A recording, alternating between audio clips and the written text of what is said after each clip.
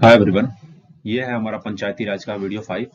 इससे पहले video first, second, third, fourth आ चुके हैं, जिसको आप प्लेलिस्ट से जाके चेक कर सकते हैं। ठीक है, तो इसमें हम जो पंचायती राज के सुधार कैसे हुए, बदलते हुए ग्राम समाज, जो हमारा ग्राम समाज है उसमें पंचायती राज की वजह से जो भी बलवंत राय कमेटी के बाद, जो भी रिकमेंडेशन के बाद बदलाव आया, फिर अशोक मेहता कमेटी के बाद क्या बदलाव आया, उसको सबको पढ़ेंगे हम। ठीक है, तो चलिए स्टार्ट करते हैं। मेरा नाम है निशांत कुमार सिंह और आप देख रहे हैं कैटल स्टडीज। ठीक, और साथ ही में please like, share and subscribe कर दें हमारे चैनल को। ठीक, तो चलिए स्टार्ट करते हैं आज के वीडियो को। देखिए, पंचायती राज व्यवस्था की अगर हम बात करें तो पंचायती राज व्यवस्था उत्तर प्रदेश में ग्राम पंचायत, क्षेत्र पंचायत और जिला पंचायत आते हैं। मतलब 3 टियर सिस्टम है। कौन कौन से हैं? ग्राम, क्षेत्र एंड जिला, ये 3 टियर सिस्टम है। और ये सिस्टम किसने दी थी? ये सिस्टम मतलब कब लागू हुई थी? 73rd अमेंडमेंट एक्ट 1992 में आई थी और 1993 में ये लगी थी संपूर्ण भारत में। ठीक है, तो 1993 में इसको लगाया गया था। और ये किसके रिकमेंडेशन पे लगी थी? बलवंत राय कमेटी के रिकमेंडेशन पे। और ये बलवंत राय कमेटी एक्चुअली में बैठी कब थी? ये 1961 में ही बैठी थी। ठीक है, तो उस समय इन्होंने ये बताया कि हमारे जो भी क्षेत्रीय पंचायती राज व्यवस्था है उसको 3 टियर सिस्टम कर देना चाहिए इन लेवल पे। ठीक है, इस स्तर पे हमको 3 टियर, ग्राम, क्षेत्र और जिला। ठीक, तो बलवंत राय ने ये रिकमेंडेशन दिया। उसके बाद एक और कमेटी बैठी जिसको बोलते हैं अशोक मेहता कमेटी। ठीक, तो अशोक मेहता जी ने ये बोला कि हमें 4 टियर सिस्टम लाना चाहिए। 4 टियर सिस्टम लाना चाहिए। ठीक, तो 4 टियर सिस्टम जो था वो डिस्ट्रिक्ट, क्षेत्र, ग्राम और एक इसमें जिला परिषद भी था। डिस्ट्रिक्ट मतलब जिला परिषद बोल सकते हैं उसका, जिला परिषद। तो ये था अशोक मेहता के रिकमेंडेशन। 4 टियर सिस्टम, तो मतलब इतना आपको डीप नहीं जाएगा, वो पूछ सकता है कि मतलब 4 टियर सिस्टम किसने दिया था। ठीक है, तो ये अशोक मेहता ने दिया था। अशोक मेहता की कमेटी पे रिकमेंडेशन पे स्टार्ट हुआ था। कब हुआ था? बैठी थी कमेटी 1977 में, तो इसको भी आप ध्यान रखेंगे। ठीक, तो चलिए अब देखते हैं। 73वें संविधान संशोधन द्वारा एक सुनियोजित पंचायती राज व्यवस्था स्थापित करने का मार्ग प्रस्तुत किया गया। बिल्कुल, 73वें संविधान संशोधन अधिनियम के लागू प्रदेश सरकार द्वारा प्रदेश के पंचायत राज अधिनियम अर्थात उत्तर प्रदेश पंचायती राज अधिनियम 1947 एवं उत्तर प्रदेश क्षेत्र पंचायत तथा जिला पंचायत अधिनियम 1961 में अपेक्षित संशोधन कर संवैधानिक व्यवस्थाओं को मूर्त रूप दिया गया। इसके तहत इन दो अधिनियम के तहत इसमें बदलाव लाए गए और फिर इसको पूरे प्रदेश में लागू किया गया। तो 2 अधिनियम है, उत्तर प्रदेश पंचायती राज अधिनियम और उत्तर प्रदेश क्षेत्र पंचायत तथा जिला पंचायत अधिनियम 1961। तो राज्य सरकार द्वारा 1995 में एक विकेंद्रीकरण एवं प्रशासनिक सुधार आयोग का गठन हुआ। 1995 में हुआ था। एक राज्य सरकार ने, उत्तर प्रदेश की सरकार ने एक मतलब विकेंद्रीकरण और प्रशासनिक सुधार आयोग बैठाया इससे रिलेटेड, जिसके द्वारा की गई संतुष्टियों के अध्ययनोपरांत तत्कालीन कृषि उत्पादन आयुक्त की अध्यक्षता में गठित उच्च स्तरीय समिति एचपीसी द्वारा वर्ष 1932 विभागों का कार्य चिन्हित पर पंचायती राज स्थानों को हस्तांतरित करने की सिफारिश की गई। मतलब 1947 में उत्तर प्रदेश की बात हो रही है। तो ये 1947 में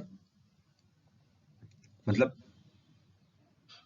32 विभागों द्वारा मतलब स्टार्ट किया गया। और एक और चीज पूछता है कि सबसे पहले हमारे देश में पंचायती राज जो था वो किस स्टेट ने लागू किया था? पहला स्टेट कौन सा था? बताइए, आप लोग कोशिश करिए। देखिए, पहला स्टेट जो था वो था राजस्थान। ठीक, और सेकंड कौन था? ये तो फर्स्ट था। सेकंड था आंध्र प्रदेश। और आंध्र प्रदेश और किसके लिए इंपॉर्टेंट है? आंध्र प्रदेश 1953 अक्टूबर में, सेकेंड अक्टूबर आई थिंक 1953 में ये फर्स्ट स्टेट बना था, फर्स्ट स्टेट है इंडिया का ये। और किस बेसिस पे बना था? लैंग्वेज के बेसिस पे। तो ये सारी चीजें एडिशनल है जिसको आप ध्यान रखते रहिए। पंचायती राज व्यवस्था का संक्षिप्त इतिहास, एक इतिहास देख लेते हैं हम कि क्या इतिहास था। भारत के प्राचीनतम उपलब्ध ग्रंथ ऋग्वेद, ऋग्वेद के में हमको सभा और समिति शब्द का उल्लेख मिलता है। तो ऋग्वेद क्या था? सबसे पुराना, वर्ल्ड का ओल्डेस्ट ये ग्रंथ है, ठीक है। ऋग्वेद, सामवेद, यजुर्वेद, अथर्ववेद, तो ये हमको अर्ली वैदिक पीरियड में मिलता है और वो शब्द जो थे वो लेटर वैदिक पीरियड में मिलते हैं। तो इतिहास के विभिन्न अवसरों पर केंद्रित में राजनीतिक उथल पुथल के बावजूद सत्ता परिवर्तन से निष्प्रभावित रहकर भी ग्रामीण स्तर पर यह स्वशाही इकाइयां, पंचायतें आदि देखिए इससे कहने का मतलब ये है कि ये जो पंचायती सिस्टम होते हैं, पंचायती जो सिस्टम है, इसको सत्ता से कोई इफेक्ट नहीं पड़ेगा। अगर मान लीजिए कि यूपी में अभी चुनाव होने वाले हैं, ठीक है, अभी यूपी में चुनाव होने वाले हैं, तो इससे ऐसा थोड़ी है कि प्रधान का भी चुनाव होगा। वो एक अलग पूरा प्रोसीजर ही है, वो एक अलग फॉर्मेट है। तो ये कहने का मतलब ये है कि उससे कोई प्रभाव नहीं होगा, सत्ता में उथल पुथल से पंचायती राज को कोई प्रभाव नहीं पड़ेगा, ठीक। उत्तर प्रदेश में पंचायतों के विकास का प्रथम चरण, देखिए चरण की हम बात कर लेते हैं। ये हमने वीडियो इसलिए लाया है कि आपको पंचायती राज का विकास आपको जानना जरूरी है, क्योंकि इन विकासों में कुछ ऐसे कार्य किए गए हैं जो कार्य आपके एग्जाम में पूछे जा सकते हैं, ठीक है। जैसे देखिए, संयुक्त प्रांत पंचायत राज अधिनियम 1947 जो था, 7 दिसंबर 1947 को गवर्नर जनरल द्वारा हस्ताक्षरित किया गया और उत्तर प्रदेश में 15 अगस्त 1950 से पंचायती राज स्थापना की गई।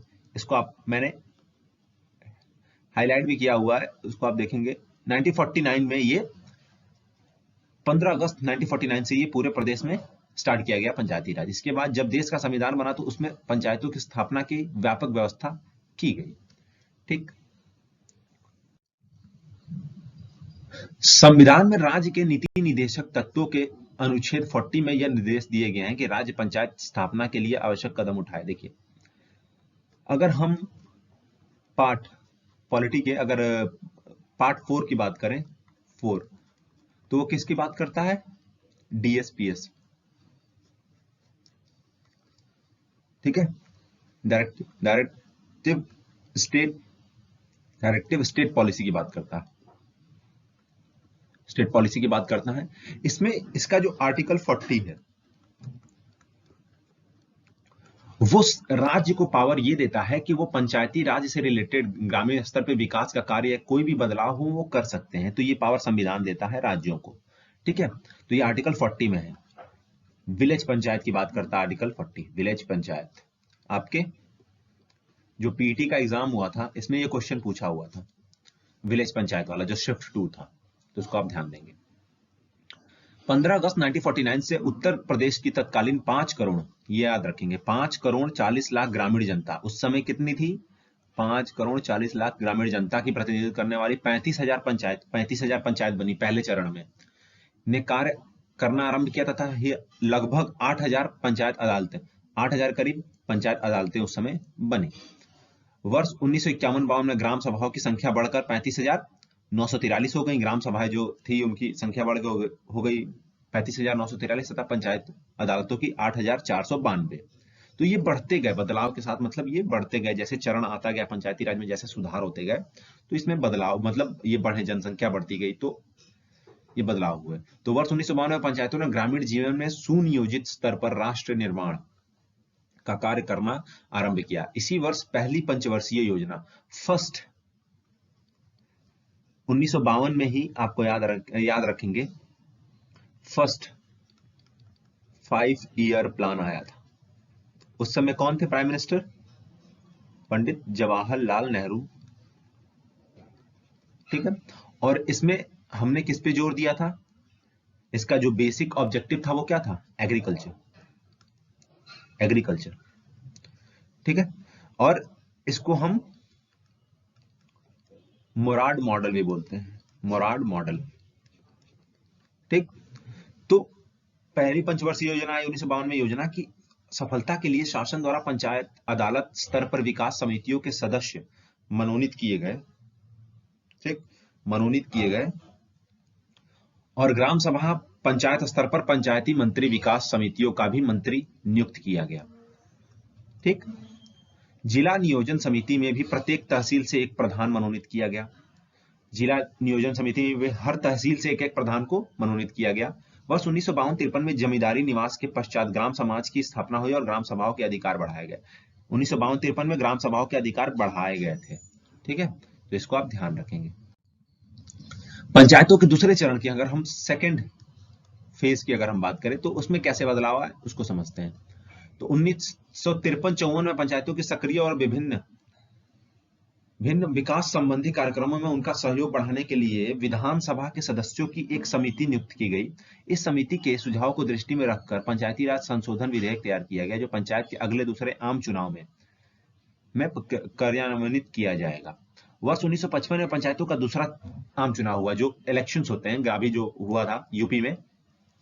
तो वैसे ही 1955 में एक दूसरा जो था सेकंड आजादी के बाद दूसरा चुनाव हुआ, जिसमें ग्राम सभा और क्षेत्राधिकार को एक कर दिया गया, जिसमें ग्राम सभा, याद रखेंगे, ग्राम सभा और क्षेत्र, ग्राम सभा प्लस ग्रामीण क्षेत्र जो है, एरिया जो है, उसको एक बराबर कर दिया गया। ठीक है, मतलब बराबर की मिला दिया गया उन दोनों को। 250 से अधिक जनसंख्या वाले हर ग्राम में ग्राम सभा संगठित हुए। 250, इसको आप याद रखेंगे, 250 से अधिक जनसंख्या वाले, दूसरे फेज की बात हो रही है। आम चुनाव में ग्राम पंचायतों की संख्या बढ़ाकर 72,425 कर दिया गया, तो इसको भी आप ध्यान में रखेंगे। वर्ष 1957-58 पंचायतों के क्षेत्रीय परिवर्तन के कारण उनकी संख्या 72,425 के स्थान पर 72,409 हो गए, क्योंकि कुछ बदलाव है जिसकी वजह से कुछ घट गए। जबकि न्याय पंचायतों की संख्या 85,851 थी। वर्ष 1955 के चुनाव के बाद पंचायत अदालतों का न्याय पंचायत नामकरण कर दिया गया। ठीक है, पंचायत अदालतों का नाम बदलकर न्याय पंचायत कर दिया गया। वित्तीय वर्ष 1959 और 60 की कृषि विषयक कार्य की दृष्टि से उल्लेखनीय वर्ष रहा। इस वर्ष पंचायतों ने खाद्यान्न की उपज बढ़ाने के लिए चलाए गए रबी और खरीफ आंदोलन में विशेष उत्साह का प्रदर्शन किया, मतलब एग्रीकल्चर से काफी प्रॉफिट हुआ था। ठीक है, इसको आप ध्यान रखेंगे। और इस समय कौन सा 5 ईयर प्लान चल रहा था? सेकंड 5 ईयर प्लान, और इसको हम लोग महल नोबिस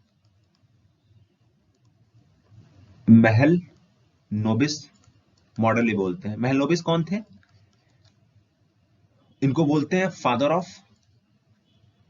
ऑफ स्टैटिक्स इन इंडिया। इनका जन्म, इनका हम नेशनल स्टैटिकल डे हम मनाते हैं 29 अक्टूबर, इनके जन्म दिवस के अवसर पे। तो इन्होंने, और सेकंड 5 ईयर का बेसिक जो ऑब्जेक्टिव था वो था इंडस्ट्रियलाइजेशन, रैपिड इंडस्ट्रियलाइजेशन। रैपिड मतलब तेजी से आधुनिकरण और जितने औद्योगिकरण पे सरकार ने ध्यान दिया।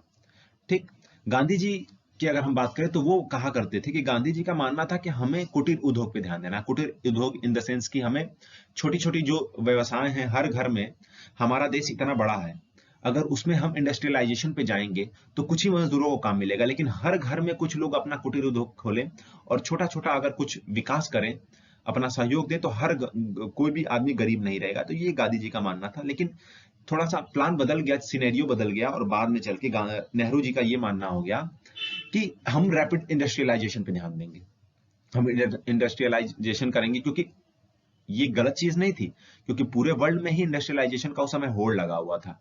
ठीक है, जितनी भी युद्ध हुए, ट्रेड की वजह से ही अमेरिका, मतलब ब्रिटिशर्स ने हमारे ऊपर अपना वो किया, कब्जा किया भारत पे, तो ये सारी चीजें इंडस्ट्रियलाइजेशन की वजह से ही थी। तो ये दोनों थोड़ा सा सिनेरियो, दोनों लोग का ये जो आइडियोलॉजी था वो थोड़ा अलग था।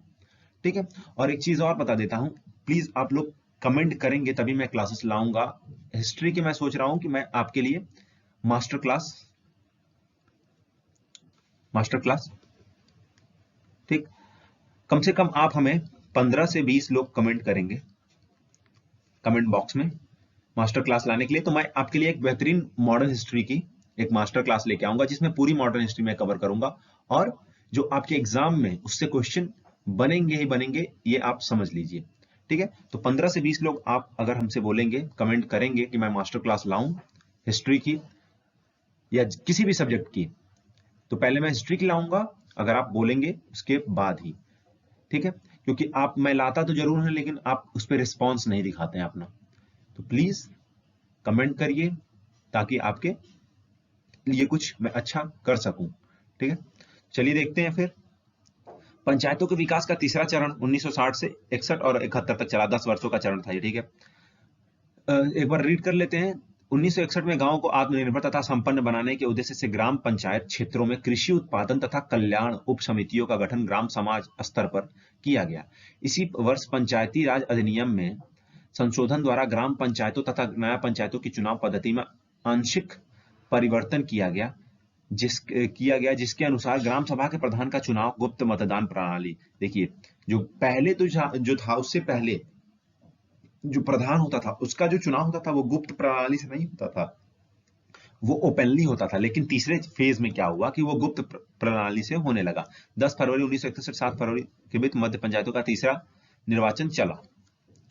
देखिए मैंने आपको बताया ना 1961 में ये जो कमेटी बैठी थी श्री बलवंत राय कमेटी की सिफारिश के आधार पर भारत के निर्देशानुसार सत्ता के विकेंद्रीकरण के सिद्धांतों के अनुरूप उत्तर प्रदेश क्षेत्र जिला परिषद अधिनियम 1993 क्रियान्वित किया गया। 3 टियर सिस्टम ग्राम सभा, क्षेत्र पंचायत, क्षेत्र समिति और जिला परिषद की इकाइयों का एक सूत्र में बांधा गया और क्षेत्र में त्रिस्तरीय पंचायती राज व्यवस्था आरंभ की गई। पंचायतों के तीसरे आम चुनावों के पश्चात प्रदेश में ग्राम पंचायतों की संख्या 72,233 तथा नया पंचायतों की संख्या 8,594 रह गई। ठीक, पंचायतों के विकास का चौथा चरण फोर्थ फेज, ठीक, फोर्थ फेज जो था वो पंचायतों के विकास का चौथा चरण था। वर्ष 1972-73 में पंचायतों के चौथे आम चुनाव उस समय प्रदेश में ग्राम पंचायतों की संख्या 72,834 थी और पंचायतों की संख्या 8,792 थी।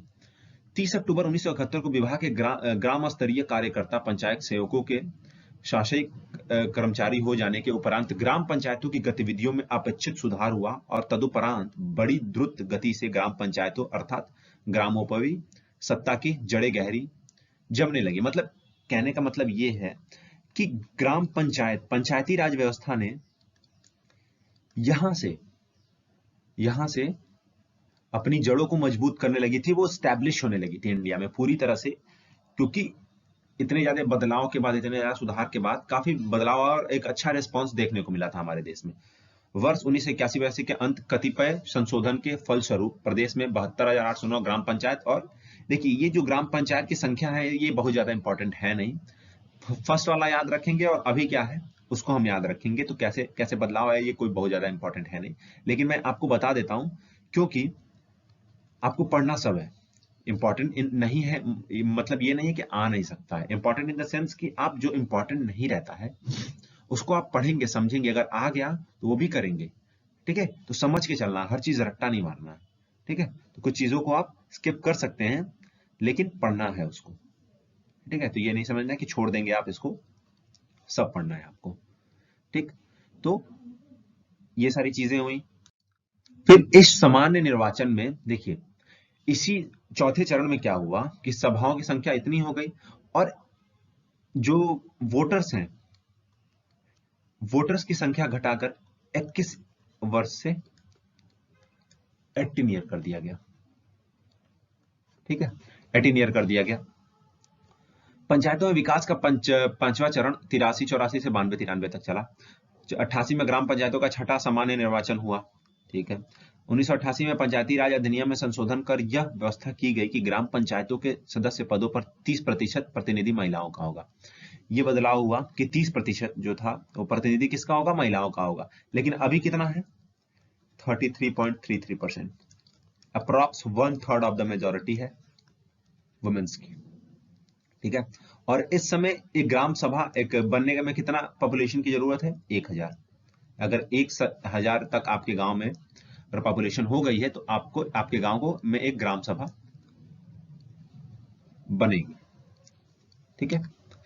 इस आम चुनाव में ग्राम पंचायतों की न्याय पंचायत की 8000 थी, जिसमें महिला प्रधानों की संख्या इतनी थी और 1,50,577 थी, जिसमें अनुसूचित जाति की महिला सदस्यों का इतना था, मतलब 65,937। ठीक। वर्ष 1989 में ग्रामीण क्षेत्रों में बेरोजगार और अल्प रोजगार वाले पुरुष और महिलाओं को लाभकारी रोजगार सृजन कराने के लिए 1989 में जवाहर रोजगार योजना, ये वेरी इंपॉर्टेंट है, इसको आप याद रखेंगे। 1989 में स्टार्ट किया गया था, जवाहर रोजगार योजना प्रारंभ की गई एंटरप्रेन्योर बनाने के लिए, जो छोटे स्तर के जो गरीब हैं उनको एंटरप्रेन्योर बनाने के लिए अपने स्तर पे, तो ये योजना स्टार्ट हुई थी। ठीक है, तो इसको आप ध्यान रखेंगे। तो ये था हमारा आज का वीडियो। इसमें एक पंचायती राज पे एक मैं वीडियो और लेके आऊंगा, जिसमें ग्राम पंचायतों की क्या मतलब कि किस आधार पे, जैसे पिछले साल एक क्वेश्चन पूछा हुआ था कि कितनी बैठकें होती हैं ग्राम सभा में, साल भर में कितनी बैठकें होती हैं, तो ये सब सारी चीजों को उसमें मैं कवर करूंगा। ठीक है, तो thanks for the watching video.